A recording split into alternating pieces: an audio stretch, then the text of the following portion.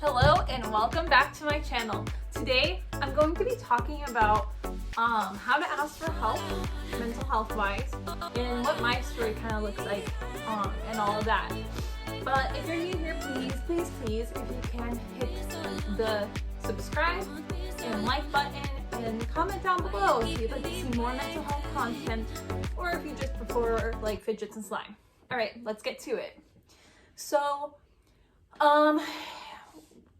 there was like a catalyst event, I would say, that led me to receiving help. So in 2017, I had lost a friend and that devastated me. And at the time I was in grad school and I was at a coffee shop where this church was meeting.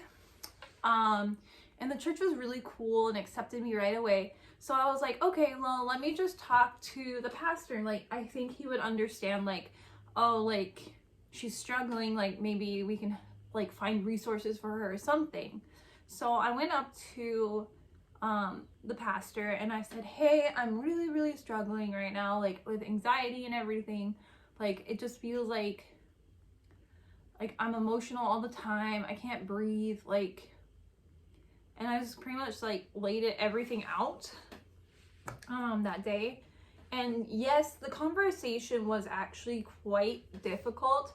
But now that I look back on it, I'm like, that took a lot of guts and a lot of courage for me just to go up to somebody that I barely knew and like start talking about the things that I've gone through. So he was like, okay, let's find you a trauma therapist. And I'm like, okay, cool. So the church actually helped me pay for my first trauma therapist, which I don't exactly remember the reason why I ghosted her at this time, but like for some reason something had gone down and I ghosted her. And then another catalyst event, my mom giving me my birthday present on my sister's birthday was another catalyst event, which led me to the ER.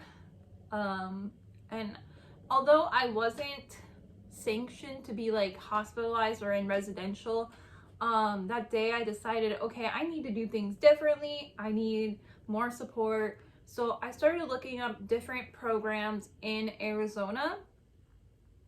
As I was looking on psychologytoday.com, I found like this intensive outpatient program. And I was like, oh, that looks very interesting. And so I kind of just signed up for a phone consultation with the lead therapist of the practice. We chatted and we decided that IOP would be in fact a good fit. However, him as a therapist would not be a good fit, so they found me like a therapist within that practice that specialized in trauma and could do EMDR.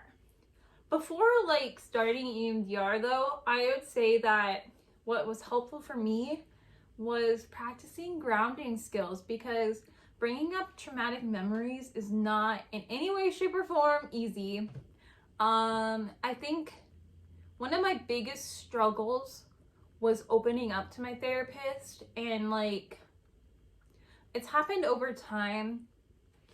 I don't know where I'm going with this, but yeah, I've attended a ton of group therapies as well as individual therapy.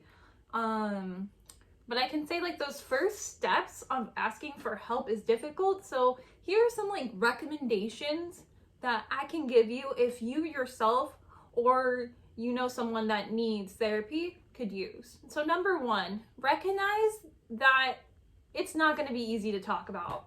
Like shame just has its way to get in there and make you want to isolate and make you not want to talk about what you're struggling with. And that is completely normal.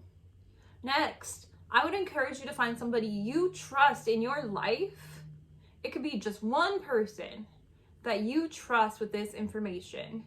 That way, it kind of gives you accountability in a way to keep going, to keep fighting. Number three, I recommend seeing a therapist, and if they say to go see a psychiatrist for medications, to just like embrace that. Next, I definitely recommend not going through it alone, because again, it is very difficult to go through asking for help on the first time alone.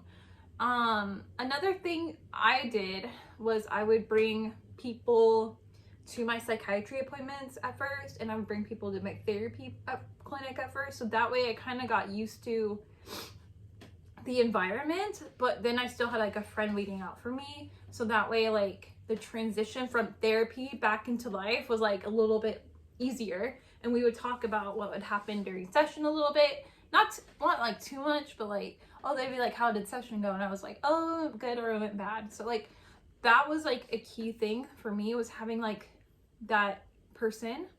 Or afterwards, I would recommend having a special activity plan, like whether that be going to Starbucks, shopping, something a little bit like self-care like after you go to therapy.